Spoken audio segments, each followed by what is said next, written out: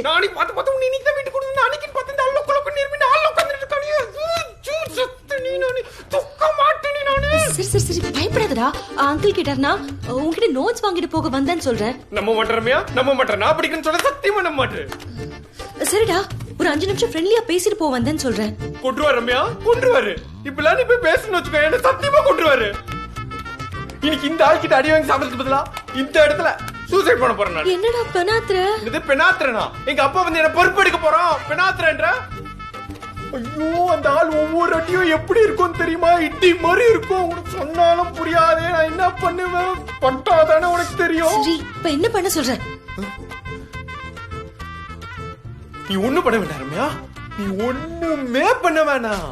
இந்த அருமையான இடத்துல ஒரு 2 நிமிஷம் பொத்துனாப்ல உட்காரு, அது போதும்.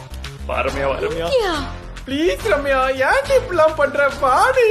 ஏய் எனக்கு லேட் ஆயிடுச்சு. ஒரு 2 மினிட்ஸ் தான் வெயிட் பண்ண முடியும். ஐயோ அந்த 2 மினிட்ஸ் 5 மினிட்ஸ் ஆக்கிக்கோ ரம்யா ப்ளீஸ். உள்ள போடி. தலை கால்